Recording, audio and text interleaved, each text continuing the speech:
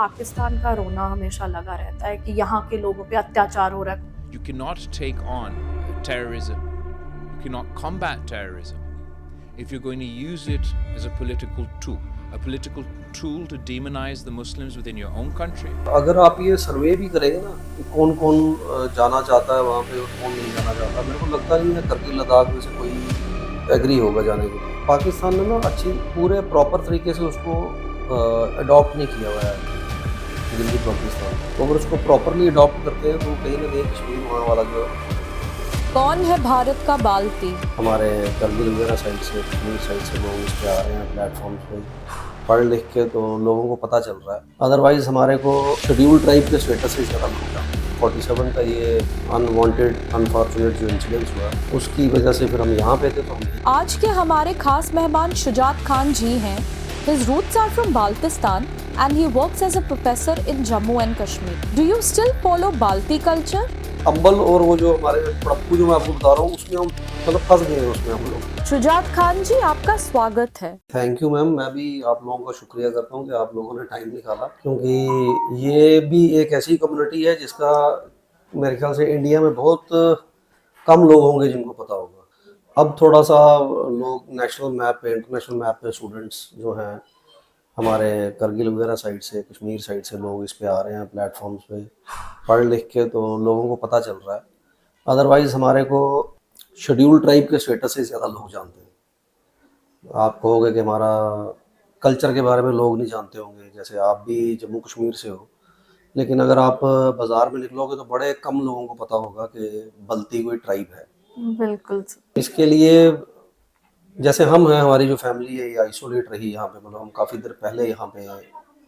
आप माइग्रेशन भी कह सकते हो और ये कह सकते हो कि जॉब के सिलसिले में हमारे जो फोर फादर्स थे वो आर्मी में थे, और वो आर्मी जो थी वो डोगरा आर्मी में थे। तो उसकी वजह से जो 47 का ये एक अनवांटेड अनफॉर्चुनेट जो इंसिडेंस हुआ उसकी वजह से फिर हम यहाँ पे थे, तो हम यहीं पे रुक गए। तो मेरे दादाजी वगैरह जो है वो श्रीनगर में रुक गए। ये कि हम अपने जो एंसेस्टर हमारा गिलगित बाल्टिस्तान स्कर्दू जो जगह है जहाँ के बेसिकली हम हैं वहाँ पे हम लोग नहीं पहुँच सके, तो उसकी वजह से हम आइसोलेट रहे। तो हमारा जो कल्चर है यहाँ पे हम उसको उतना इनहेरिट नहीं कर सके जितना एक बल्ती ट्राइब का जो रियल बल्ती ट्राइब है जो उसको एक्सेप्ट करते हैं लोग या जो उसको इनहेरिट करते हैं आगे चलाते हैं, हम उतना नहीं कर पाए। तो बीइंग अ बल्ती जब मुझे कहीं कोई काम करने का मौका मिलता है तो मैं कोशिश करता हूँ कि ये चीज़ जो है ये होनी चाहिए। पीछे मैंने अभी एक हमारी ऑर्गेनाइजेशन बनी थी नेशनल लेवल पे, तो वहाँ पे मिलने का मौका मिला लोगों के साथ। तो आप हैरान होंगे कि उत्तराखंड में भी बल्ती कम्युनिटी जो है। सर, जब भी हम बाल्टीज की बात सुनते हैं तो दिमाग में सबसे पहले गिलगित बाल्टिस्तान आता है। और जैसा आप ऑलरेडी बता चुके हैं, बहुत कम लोग जानते हैं कि हिंदुस्तान में स्पेशली जेएनके में भी बाल्टी डायोस्पोरा है। अगर हम एथनिक ग्रुप की बात करते हैं तो आप एक दूसरे से कैसे कम्युनिकेट करते हैं एंड कैसे कोशिश करते हैं कि आपका जो कल्चर है या एथनिक ग्रुप है उसको प्रिजर्व करें? मैं पहले यहाँ की बात करूँ जम्मू की, यहाँ पे बल्ती कल्चर जो है वो इतना प्रिजर्व्ड नहीं है, टू बी वेरी ऑनेस्ट, क्योंकि हम यहाँ पे 1920-30 से यहाँ रह रहे हैं और जो फोर फादर्स थे वो शायद उससे भी पहले थे। उसकी वजह से यहाँ पे जो है 3 या 4 घर हैं टोटल जो हमारे रिलेटिव्स हैं जम्मू में। जी जी। तो श्रीनगर में भी तो बाल्टी श्रीनगर में फिर भी थोड़ी पॉपुलेशन ज्यादा है और कुछ जगहों पे इकट्ठे हैं, जैसे त्राल से आगे एक गांव है पन्नियर, एक गांव है बटनूर, तो हमारे कुछ रिलेटिव्स हैं वहाँ पे, हमारे ही रिलेटिव्स हैं, वो वहाँ पे रहते हैं। तो वहाँ पे वो जो कल्चर जो है वो मेंटेन है। तो आप ये समझ सकते हैं कि जब एक ग्रुप होगा तो वहाँ पे कम्युनिकेशन भी उसी लैंग्वेज में होगी। करेक्ट। वहाँ कल्चर एक्सचेंज जो होगा, जो एक्सचेंज ऑफ आइडियाज होगा न्यू जनरेशन के साथ, तो पुरानी जनरेशन का कहीं ना कहीं इन्फ्लुएंस रहेगा। तो वहाँ पे काफ़ी हद तक प्रिजर्व्ड है। यहाँ की अगर हम बात करेंगे तो यहाँ पे हम अब मिक्स हैं। यहाँ पे पंजाबी कल्चर भी है, डोगरा कल्चर भी है।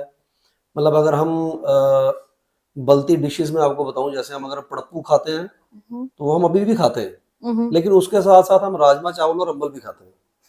तो जो अगर आप किसी प्योर बल्ती के पास चले जाओगे तो शायद उनको राजमा चावल का पता होगा, लेकिन ये अम्बल क्या चीज़ है उनको पता नहीं चलेगा। तो हम अब अंबल और वो जो हमारे पड़प्पू जो मैं आपको बता रहा हूँ उसमें हम मतलब फंस गए हैं उसमें हम लोग। कल्चर इतना ज़्यादा हम अपना इनहेरिट नहीं कर पाए हैं, to be very frank and honest.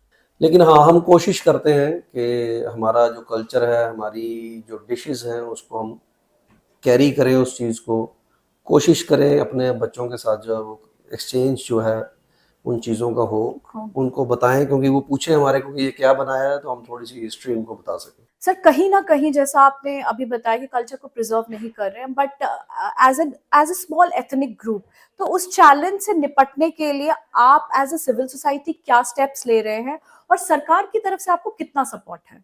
Ma'am मैं पहले तो मैं आपको गवर्नमेंट की तरफ से बताऊं। गवर्नमेंट की तरफ से शायद 93 में हमारे को ये स्टेटस जो है वो दिया गया था शेड्यूल्ड ट्राइब का, कि जो शेड्यूल्ड ट्राइब के रूल्स एंड रेगुलेशंस हैं उसके बीच में हमारी ट्राइब को इंक्लूड किया गया। उसके साथ कुछ और ट्राइब्स भी इंक्लूड हुई।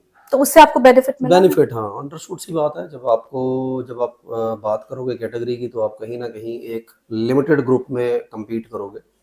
तो उस लिमिटेड ग्रुप में फिर जो आपके जो क्रीम है आपकी सोसाइटी की वो निकल के आती है, और फिर जो क्रीम होती है, जो पढ़ा लिखा आदमी होगा, वो कोशिश करेगा कि मेरा कल्चर जो है वो मेंटेन रहे। राइट। और अगर आप मुझे अपनी बलती कम्युनिटी की वजह से ये चीज़ मिली है, तो मेरे ख्याल से जो लोग इसको नहीं भी प्रिजर्व कर रहे हैं उनकी भी ड्यूटी बन जाती है कि एटलीस्ट जहाँ से आपको खाने के लिए मिल रहा है, कम से कम उसको हम लोग प्रमोट करें। करेक्ट। तो घर में कोशिश होती रहती है, कोशिश करते हैं, क्योंकि यहाँ पे हम है ही 3-4 घर हैं टोटल। वो भी हमारे घर जो है वो आइसोलेटेड हैं, हम अलग अलग हैं, अलग अलग जगहों पे हैं। और एज आपको पता है कि जम्मू में जो है हम ओल्ड सिटी में हैं, तो ओल्ड सिटी में जो पॉपुलेशन है वो डोगरा पॉपुलेशन ज़्यादा है। राइट। और अब मज़े की बात यह है कि हम भी अपने आप को डोगरा ही कंसिडर करते हैं। जब हमको कोई कहता है कि आप कहाँ से हो, तो हम बोलते हैं कि हम डोगरे हैं। तो हम लोग थोड़ा ना मिक्स होकर रह गए हैं। लेकिन फिर भी हमारे जैसे कुछ मुहर्रम की प्रोसीडिंग्स होती हैं, तो उसमें से कोई 1-2 दिन ऐसे हैं कि हमारे मेरी बुआ हैं, उनका ही घर है जहाँ पे वो प्रोसीडिंग होती है। तो हम उसको अभी भी प्योरली अपने कल्चर में ही प्रोसीड करते हैं। ओके। तो हम उस दिन को मनाते हैं, तो हम उसको कोशिश करते हैं कि उसी दिन के हिसाब से और अपने उसी कल्चर के हिसाब से मनाया जाए। तो कोशिश जारी है एज ए सिविल सोसाइटी भी, गवर्नमेंट की तरफ से भी कुछ ना कुछ बेनिफिट्स जो है मिलते रहते हैं। जैसे ये एसटी का हुआ, इसकी वजह से लोग जॉब्स में आए। कश्मीर में मैं आपको बताऊं कि एक बल्ती चैनल भी स्टार्ट हुआ था पहले, ओके। जिसमें जो ब्रॉडकास्ट है वो रेडियो का वो लैंग्वेज बल्ती में ब्रॉडकास्ट होता था। उसमें हमारे ही लोग थे कुछ जो वहाँ पे ऐसे एंकर काम करते थे, या ये पूरे प्रोग्राम्स हफ्ते के जो डिज़ाइन किए जाते थे। तो अभी मेरे को एग्जैक्ट पता नहीं है कि वो चल रहा है या वो चैनल बंद है।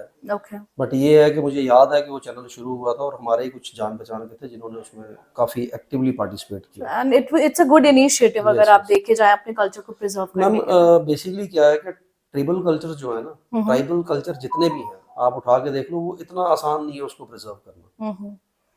आपने बकरवाल्स देखे होंगे जी। आप, उनकी लाइफ देखें कितनी टफ है, लेकिन वो लाइफ कहीं ना कहीं सोसाइटी को बेनिफिट देती है। करेक्ट। उनकी जो मूवमेंट्स हैं वो सोसाइटी को बेनिफिट देती है। अगर आप वो पढ़ेंगे वो कैसे बेनिफिट देती हैं, आप बड़ा हैरान होंगे देख के कि वो, लेकिन उन्होंने अपना कल्चर जो है वो मेंटेन रखा हुआ है। लेकिन अब जो बच्चे आगे निकल रहे हैं तो वो कोशिश करते हैं, लेकिन फिर भी हमारे से ज़्यादा उन लोगों ने उस चीज़ को मेंटेन रखा है, क्योंकि वो नंबर में ज़्यादा है। अब मेरा एक घर है और मेरे सराउंडिंग्स में इवन कोई मुस्लिम भी नहीं है, तो इसका मतलब ये नहीं है कि मैं कोई खतरे में हूँ, बट ये है कि जो कल्चरल इन्फ्लुएंस होगा वो उसका ज्यादा होगा। कल्चरल इंटरेक्शन नहीं होगा तो ऑब्वियस सी बात जब मेरा है। इंटरेक्शन ही मेरे घर में, मैं स्कूल जा रहा हूँ 6 घंटे वहां बिता रहा हूँ जी। 2 घंटे ट्यूशन में बिता रहा हूँ, 2 घंटे मैं सपोज खेलने में बिता रहा हूँ, जी। तो वो 6 घंटे भी मैं जिस कल्चर में हूँ वो कल्चर मेरा नहीं है। जो ट्यूशन का कल्चर है, जहाँ मैं पढ़ने जा रहा हूँ, वहाँ पे जो ग्रुप है वो मेरा नहीं है, क्योंकि मैं वहाँ पे बिल्कुल ही माइक्रो माइनॉरिटी में हूँ।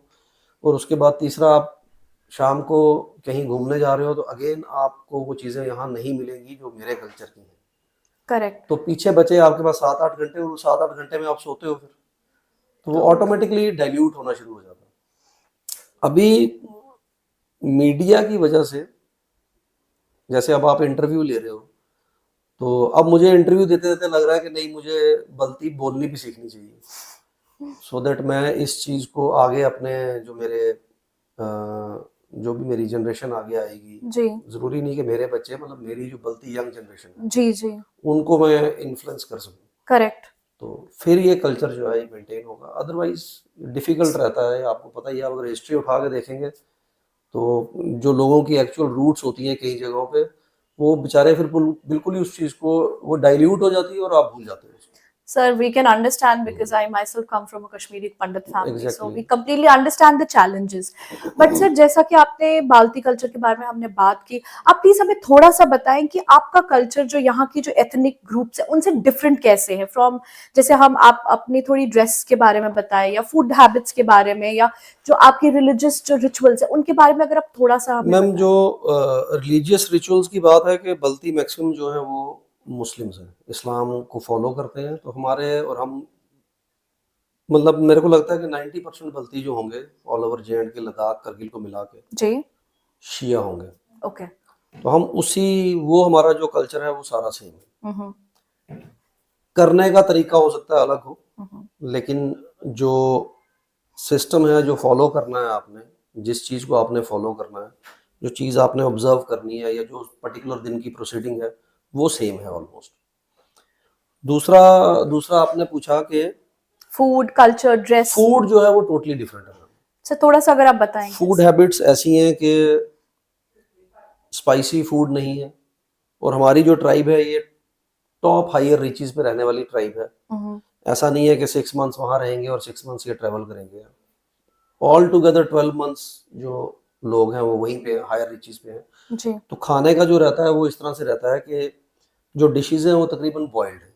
ओके हाँ, जिसमें मेरे को कुछ नाम याद है, अज़ुक है, वो एक मतलब ब्रेड टाइप होती है, ब्रेड जैसे घर में हम बनाते हैं, चपाती जिसको हम बोलते हैं, तो उसको फ्राई करके जो है वो खाते हैं, चाय के साथ प्रिजर्व करके रखते हैं, क्योंकि रिसोर्सेज लिमिटेड है, लिमिटेड है तो करेक्ट। उसी हिसाब से वो उसको मेंटेन करते हैं।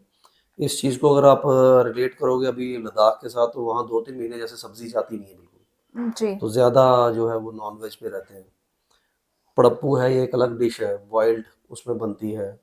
नूडल्स हैं, जैसे हम इनको नूडल्स बोलते हैं, तो वहाँ पे कुछ और नाम है, लेकिन बॉइल्ड होता है, बीच में थोड़ा मीट होगा, सूप टाइप होगा, सो दैट आपको एक वार्मथ जो है वो फील हो उस एरिया में। क्योंकि हमारे जितने भी लोग हैं ये सारे हायर रीचेस में, और एक क्वालिटी जो बल्ती ट्राइब की रही है शुरू से, वो ये है कि ये सबसे मतलब टफ एक ट्राइब मानी जाती है, कि जो टफ टेरेन्स में सरवाइव कर सकते हैं, जो टफ टेरेन में काम कर सकते हैं। मैंने अभी आपको जिक्र किया कि उत्तराखंड में कोई 200 फैमिली है शायद, राइट तो मेरी उनसे बात हो रही थी कि आप लोग यहाँ कैसे आए। करगिल लद्दाख तो चलो जम्मू के करीब है, तो हम जी यहाँ से कह सकते हैं कि अगर हम क्रॉस करके भी उस टाइम आ गए, तो आप तो बिल्कुल एक डिफरेंट उसमें हो जोन रीजन में। में जी तो उन्होंने कहा कि हमारे को यहाँ पे एज ए लेबरर लाया गया था उस वक्त, ओके क्योंकि टफ टेरेन था, काम करना था यहाँ पे, तो बीइंग अ टफ ट्राइब हमारे को यहाँ पे लाया गया, और उसके बाद हम यहीं सेटल डाउन हो गए। तो सर वो कितनी पुरानी बात है, कब से वो वहां काफी सेटल काफी हुए? पुरानी, मतलब 47 से तो पहले की होगी, ओह ओके 47 ओके से तो पहले की होगी, काफी पुरानी बात है। काफी लिटरेचर भी है इसके ऊपर, काफी लोग हैं जो इस पे रिसर्च कर रहे हैं। मैंने जैसे अभी आपको बताया कि डॉक्टर सोनम वांगचुक हैं, जी वो इस पे काफ़ी काम कर रहे हैं कल्चरल हेरिटेज पे, और पर्टिकुलरली जो लद्दाख वाली साइड का कल्चर है उस पे, जी उसमें वो बुद्धिस्ट कल्चर जो है उसको भी बड़ा प्रमोट करते हैं। मतलब he is running some NGO, तो उन्होंने ही वो बल्ती नेशनल कॉन्फ्रेंस जो है उत्तराखंड में करवाई थी, जो मैं अटेंड करने गया था। तो वहीं पे ही हमने एक ऑर्गेनाइजेशन फ्रेम की थी, that was a national organization on national level, जिसमें हमारे अलग अलग जगह से लोग थे, जैसे उत्तराखंड से थे, कश्मीर से थे, मैं जम्मू से था, एक हमारे भाई हैं सादिक हरदासी बोलते हैं, हरदास में रहते हैं करगिल में, उनका इनिशिएटिव था, उन्होंने बहुत काम किया है इस पर। तो मैं अगर होगा तो आपको लिटरेचर भी प्रोवाइड करूंगा श्योर सर जो उनका काम उस पर हुआ है। कुछ पेपर्स उन्होंने पब्लिश किए हैं, जी जिसमें उन्होंने कल्चर की बात की है, हेरिटेज की बात की है, खाने के रिलेटेड। ड्रेसिंग का आपने पूछा, तो जी ड्रेसिंग जी ऑल जी टुगेदर डिफरेंट है। उसको हम मतलब यहाँ पे अगर हम बोलेंगे तो हम उसको गाउन या ओवरकोट बोलते हैं, लेकिन वहाँ पे जो लद्दाखी लैंग्वेज है उसमें गोंचा बोलते हैं। पूरा एक कोट होता है, और जो मतलब ये गोट के हेयर्स जो होते हैं उससे बनता है, जो बिल्कुल एथनिक है। जी जी, अगर हम उसकी बात करें, अब तो खैर आजकल आपको पता है हर एक चीज़ में फैशन कहीं ना कहीं जी इंडल्ज है, तो वो चीज़ जो है वो बड़ी मतलब वार्म होती है, बहुत गर्म होता है क्लॉथ वो। शूज़, और इम्पॉर्टेंट एक जो गेम है जो खेलते हैं ये लोग, वो जिसको आप पोलो बोलते हैं, वहां पे वो बहुत ज्यादा खेली ये जाती लद्दाख में है। खेलते कि करगिल में, बल्तिस्तान में, ओके। हाँ वहाँ पे पोलो बहुत ज्यादा खेली जाती है। आपने देखा होगा हॉर्स पे, it is a sort of hockey, तो राइट। वो ज्यादा खेलते हैं। वॉरियर्स माना जाता है, टफ माना जाता है इनको। ये मैं आपको कभी बताऊंगा पूरी हिस्ट्री इसकी, श्योर श्योर। जो लोग रहे हैं, जो वॉरियर्स रहे हैं। इतना हमारे को पता है कि कोई रॉयल एक फैमिली थी जो आके एस्टेब्लिश हुई थी श्रीनगर में। उनके राजा इफ्तिखार साहब मेरे साथ थे, वो उनके एंसेस्टर्स में से ही हैं। उन्हीं के जो आगे डिसेंडेंट हैं उनमें से हैं वो। ओके। हाँ, वो हमारे साथ थे, उन्होंने बताया था मुझे कुछ। उस टाइम भी मैंने उनसे कुछ पेपर्स कलेक्ट किए थे पढ़ने के लिए। तो इसी तरह से है कि अभी हम लोग जो है, स्पेशली जो जम्मू में है, वो काफ़ी हद तक मतलब डाइल्यूट है, मिक्स्ड है। पंजाबी भी कल्चर है, क्योंकि जब हम यहाँ आके रहे तो हमारी जो शादियाँ थी वो भी अलग अलग कल्चर में जो होनी शुरू हो गई, अलग अलग कस्टम्स में होनी शुरू हो गई। तो हमारा यहाँ का जो हमारे 5-6 घर हैं, मेरे ख्याल से हमारा जो कल्चर है वो अब मिक्स हो गया हुआ। बल्ती के साथ साथ हम पंजाबी रिचुअल्स भी फॉलो करते हैं और डोगरा रिचुअल्स भी फॉलो करते हैं। ये सारा कुछ मिक्स ही है अभी। और आपने भी वॉरियर की बात की, आप अभी हमें बता रहे थे कि आपके ग्रैंडफादर का डोगरा आर्मी से बहुत गहरा रिश्ता है। सर अगर आप इस वो पे थोड़ा सा मैम मैंने बताएं। आपको बताया, वो लोग जॉब करते थे। मेरे नाना जी, मेरे दादाजी वगैरह जो है, they have been retired from the army. और उनके अभी तक हमारे पास कुछ लेटर्स पड़े हैं जिसमें उन्होंने अपने कर्नल को, अपने लेफ्टिनेंट कर्नल्स को या अपने इमीडिएट सीनियर्स को लेटर्स लिखी हैं कि मुझे छुट्टी पे घर जाना है। तो वो बड़ी लंबी छुट्टी मैंने देखी, वो बड़ी लंबी छुट्टी है। तो मैंने घर वालों को पूछा, मैंने कहा इतनी छुट्टी मिलती थी? क्योंकि कहते जाने में 20 दिन लग जाते थे। उस वक्त कोई मोड ऑफ ट्रांसपोर्ट नहीं था, वो घोड़ों में यहाँ से घर जाते थे। तो काफ़ी वॉर्स में भी पार्टिसिपेट किया है हमारे कुछ रिलेटिव्स ने। जर्मन वॉर में रहे हैं, मेरे फूफा जी थे वो जर्मन वॉर में रहे थे। ओके। और भी शायद 65-71 की वॉर में भी रहे हैं कुछ हमारे रिलेटिव्स हैं वो जो रहे हैं उसमें। तो रिटायरमेंट के बाद वो लोग यहाँ रुक गए, क्योंकि ये शायद हो सकता है उस वक्त ये शहर था, वहाँ से ज़्यादा यहाँ पे आसाइशें होंगी, उनको लगा कि यहाँ पे फ्यूचर ठीक हो सकता है। तो it is a sort of migration. उसके बाद वो यहीं पे रुक गए और फिर वो यहीं पे ही रहे। हाँ, उनके रिलेटिव्स हैं, हमारे रिलेटिव्स हैं गिलगित बल्तिस्तान में। हाँ, हमारे रिलेटिव्स हैं, स्कर्दू में हैं हमारे रिलेटिव्स। उनके साथ कोई कांटेक्ट? मैम बड़ी देर पहले जब हालात अच्छे थे तब लेटर्स लिखी जाती थी, और अब हालात का फ़र्क नहीं पड़ता क्योंकि आजकल सोशल मीडिया है। तो अभी हम कनेक्ट हुए थे फेसबुक पे अपने एक मदर के, मेरे कज़न है उनके साथ। ओके। उनके साथ वो हेलो हाय होती है, कभी कोई अच्छा दिन हो तो सलाम दुआ हो जाती है, या कोई अनटूवर्ड इंसिडेंट्स हो जाए तो अफसोस वगैरह जो है वो कर सकते हैं हम लोग। बस इतना ही है उनके साथ। अभी कोई वैसा कांटेक्ट नहीं है कि हम कभी, हम प्लान नहीं कर रहे कोई जाना है वहाँ पे या नहीं। बट आपके एंड से आप क्या कोशिश कर रहे हैं या फ्यूचर में आपने प्लान किया जिससे कि आपके कल्चर को प्रिजर्व किया जा सके? मैम जैसे हमारी, मैंने आपको बताया ना, ये ऑर्गेनाइजेशन बनी थी, वहाँ पे ये डिसाइड हुआ था कि हम कुछ ना कुछ प्रोग्राम्स जो हैं वो यहाँ पे इनिशिएट करेंगे, और वो शायद थोड़ी देर तक हम स्टार्ट भी करें, कोशिश करेंगे उसको स्टार्ट करने की। वो जो होगा वो ये कल्चरल एक एजुकेशन होगी कि 15 दिन का या 10 दिन का कोई एक कैंप जैसा करेंगे, या कोई वर्कशॉप जैसी करेंगे, जिसमें हमारे जो घर के लोग हैं वहाँ से जो लोग अच्छा बोल सकते हैं, या जिनको ये लैंग्वेज हमारी पूरी आती है, जिनको लैंग्वेज या कल्चर के ऊपर पूरी कमांड है, उन लोगों से एक इंटरेक्शन जैसी। तो ये मैंने कहा भी था उनको, हमारे जो सादिक साहब हैं उनको कहा था मैंने। लेकिन अब वही है कि हम लोगों का जो आपस में डिस्टेंस है वो बहुत ज़्यादा है। करेक्ट। मसरूफियात भी हैं, वो अपनी जगह गवर्नमेंट एम्प्लॉई हैं, मसरूफ़ हैं, मैं यहाँ पे कॉलेज में मसरूफ़ हूँ। तो बड़ा थोड़ा टाइम जो मिलता है। लेकिन हम इसको प्लान आउट कर रहे हैं, शायद आने वाले टाइम में कोशिश करेंगे कि कुछ इस तरह की एक वर्कशॉप वगैरह करवाई जाए। तो साल में एक ही बार हो, लेकिन हो, ताकि बच्चों को जो है वो चीज़ पता चलनी शुरू हो कि बेसिकली हमारी रूट्स कहाँ पे हैं, हम यहाँ तक कैसे आए, और आज हम जो हैं वो कैसे हैं, क्यों हैं, आगे हमको क्या करना है अपने कल्चर को लेके। तो ये कोशिश करेंगे ये चीज़ें इम्बाइब करने की। तो सर जो बाल्टी लैंग्वेज है उसकी कोई सिमिलैरिटी है, क्योंकि आपका कल्चर बहुत सिमिलर है लद्दाख एंड कारगिल रीजन से हम मैम करना मेरे को, चाहते मैं आपको बताऊं, स्क्रिप्ट का मैंने कभी स्क्रिप्ट लिखी भी देखी नहीं खुद भी, मैं आपको लेकिन अब ये है कि आपने ये कहा मुझे, तो मैं फाइंड आउट करूंगा ज़रूर। हैं। राइट। लेकिन लैंग्वेज कुछ मिलती जुलती है। ओके। हाँ, कुछ मतलब एक्सेंट मिलता जुलता है। जैसे एक बुड़कपा ट्राइब है, उनकी और हमारी जो बल्ती लैंग्वेज है वो ऑलमोस्ट सेम है। लद्दाखी जो है वो एक्सेंट सेम है, वर्ड्स हो सकता है थोड़े डिफरेंट हो, हम्म, क्योंकि ये जो आपका ओरिजिन है, जो आपका ये रीजन है लद्दाख वाला, जो यहाँ पे है या जो पाकिस्तान के कंट्रोल में जो एरिया है, जी। तो वहाँ पे भी मेरे को लगता है कि शायद बुद्धिस्ट हो, तो कहीं ना कहीं वो कम्युनिकेट करते होंगे आपस में। जैसे डोगरी पंजाबी में कोई बहुत ज्यादा मतलब अगर बोले बंदा तो बंदा समझ सकता है कि ये बोल रहे हैं कुछ राइट। हमारे कुछ रेलिवेंस का है या मुझे इसकी समझ आ रही है, तो वैसा है, वो तो हमने सुना हुआ है, जी। वैसा तो है। जब हम बात करते हैं, वहाँ पाकिस्तान का रोना हमेशा लगा रहता है कि यहाँ के लोगों पे अत्याचार हो रहा है, खुश नहीं है, और हम उनका विलय अपने साथ कराना चाहते हैं। तो इस विषय पर आप क्या बोलना चाहेंगे? अगर आप ये सर्वे भी करेंगे ना कि कौन कौन जाना चाहता है वहां पे और कौन नहीं जाना चाहता, मेरे को लगता नहीं है करगिल लद्दाख में से कोई एग्री होगा जाने के लिए। ऐसा क्यों? वो तो कहते हैं कि यहाँ अत्याचार हो रहा मैं बताता हूँ आपको। पाकिस्तान ने ना अच्छी पूरे प्रॉपर तरीके से उसको अडॉप्ट नहीं किया हुआ है गिलगित बल्तिस्तान को। है। उसमें उनका एक टेक्निकल वो भी रीजन भी है, वो अगर उसको प्रॉपरली अडॉप्ट करते हैं तो वो कहीं ना कहीं कश्मीर वहाँ वाला जो है वो खो देते हैं। जो मैंने पढ़ा है बुक्स में, जो मैंने देखा है कि वो टेक्निकल एस्पेक्ट जो है उसमें पाकिस्तान को उस चीज़ को मेंटेन करने में, या उन्होंने वहाँ पे वो मेंटेनेंस रखी नहीं है जो हमारे यहाँ पे है वहाँ पे। अब आप यकीन मानोगे, अभी वहाँ इलेक्शन हुआ है कुछ साल पहले, जी। अगर उन्होंने प्रॉपरली उसको अडॉप्ट किया होता तो वहाँ उन्होंने इलेक्शन करवाया होता। वो लोग अपने राइट्स के लिए वहाँ लड़ रहे हैं। हम्म, बाकी ये हर रीजन का रहता है कि आपको एक चीज़ मिलती है तो आप दूसरी के पीछे भागना शुरू हो जाते हो। जैसे अभी आप देख रहे हो जम्मू जम्मू में भी आप देखोगे करगिल लद्दाख में अब वो स्टेट का मसला जो है वो चल रहा है। जी। तो ये इनके अपने पॉलिटिकल इशू है। मुझे नहीं लगता यहाँ से अगर आप किसी को कहोगे कि वहाँ जाना तो वो एग्री होगा जाने के लिए, क्योंकि जो करगिल वॉर हुई उसमें अगर आर्मी के साथ कोई साथ रहा तो वो करगिल के लोग थे, उसमें बल्ती भी थे और उसमें बाकी ट्राइब्स भी थी। बिल्कुल, नो डिनाइंग दैट। और आप कहीं पर भी चले जाओगे ना, आप जब पूछोगे कि ये बल्ती या करगिल के लोग हैं, तो मतलब they are considered to be as a patriot, मतलब राइट। Pure Indian.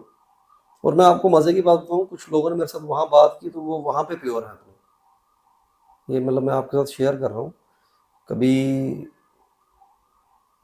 अपने रिलेटिव्स को हमने पूछा कि वहाँ पे स्ट्राइक्स वगैरह होती हैं तो आपको क्या लगता है कि वहाँ पे इतना हुआ है, तो वो कभी एग्री नहीं करते, वो पूरा वहाँ पे सपोर्ट करते हैं। वैसे ही हमारे अगर आप किसी को पूछोगे यहाँ से जाने के लिए तो, क्योंकि हम शिया मुस्लिम्स फॉलो करते हैं इमाम हुसैन को, हज़रत अली को। तो इमाम हुसैन की एक सहींग है कि आप जिस कंट्री में रहते हो उस कंट्री से आपने धोखा नहीं करना। जी। तो जब आप जिसको फॉलो कर रहे हो, अपने प्रॉफिट को फॉलो कर रहे हो, जब वो बोलते हैं कि कंट्री के साथ आपने लॉयल रहना है, तो हमको अगर कोई बोलेगा वहां जाने के लिए हम तब भी नहीं जाएंगे। चलिए सर, जैसा कि आपने कहा पाकिस्तान को वहाँ रोने दीजिए। हमने आपसे आज बाल्टी ट्राइब के बारे में बहुत कुछ जाना, एंड हम अपने व्यूअर्स को बता दें, सर के साथ हम आगे भी वीडियोस करेंगे जिसमें वो अपने कल्चर के बारे में हमें डीपली हिस्टोरिकली और बताएंगे, और हम उससे बेहतर तरीके से जान पाएंगे। On that note, thank you very much. जय हिंद, जय भारत।